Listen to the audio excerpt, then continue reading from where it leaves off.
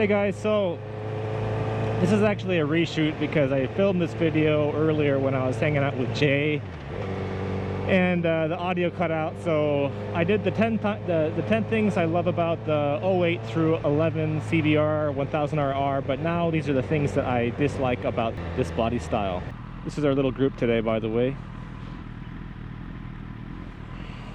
The thing that I like the least about this this motorcycle is the wheels are way outdated. For the year that this bike is, the wheels are way outdated.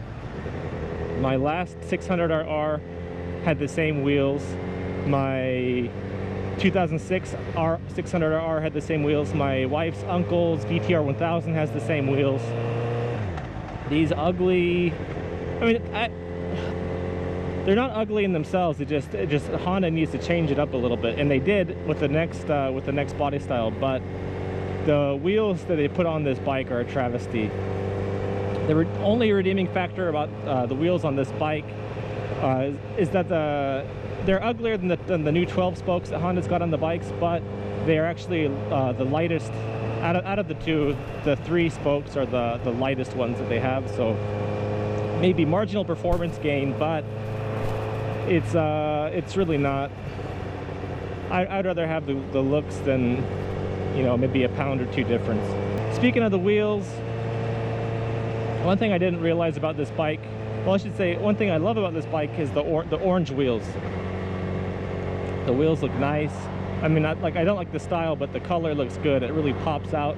And even people who don't like bikes, they always tell me, "Oh, look, it's got the orange wheels." Like the people who don't like bikes, even they notice that, and it sticks out to them that it's cool.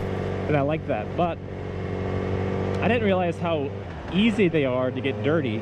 Seems like I wash them and I polish them, and then I go for a little ride. It doesn't even rain or anything, and then it's the wheels, especially the rear one, gets so disgusting. Number 3, one thing that I don't like about this bike, and it's going to be probably about this bike in particular, is that this one's got the Yoshimura R77 exhaust with no power commander, so the low end is I think I'm sacrificing some low end power, but it's kind of choppy on the low end.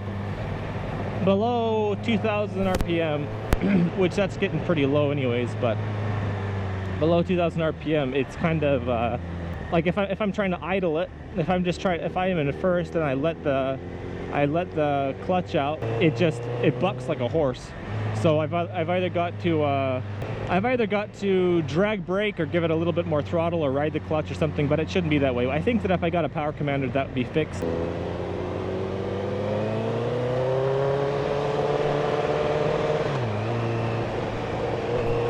Number 4, did I say the wheels, the style of the wheels is the thing I didn't like? Because I changed my mind. The thing that I disliked most about this bike isn't so much the lack of a fuel gauge, but this bike has everything but the fuel gauge. It's got if I push this button here, it'll give me an instantaneous mileage meter.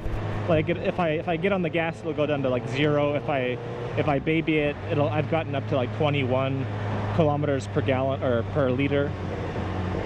And then also when the fuel light comes on, the bike will tell you how many liters of fuel you've used since the light came on. So it's got these 2 pretty much unnecessary things when it could have just put a simple gauge on there somewhere. It could easily have fit to the left of my speed reading. Yeah, I mentioned that the ABS is really good on this bike, but sometimes when I start the bike up, the lever, the brake lever, front brake lever, will go all the way down. Like there'll be like no pressure in the system, and I don't know what that is, but it makes me feel a little uncomfortable sometimes. What is that, a Jaguar? You know, and I should say this too.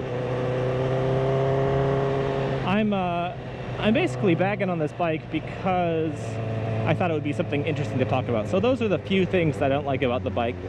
But I am very grateful to be riding this bike because, you know, I remember it wasn't so long ago where I was riding you know, a bike I bought for $75. I had to fix the carburetor myself, and that was the best I could do at the time.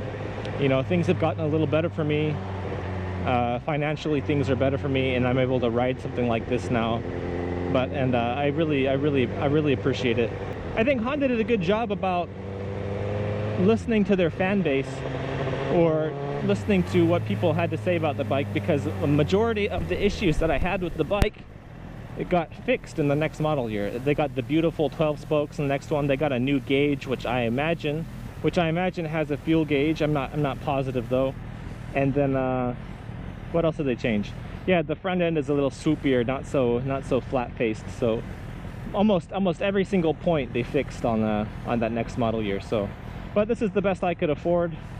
I love this bike. If I got my money back and I had the opportunity to buy a different bike, I don't think I would. I think I'd buy the same bike over again. So anyways, that was the things I don't like about the 08 through 11 CBR 1000RR. See you guys.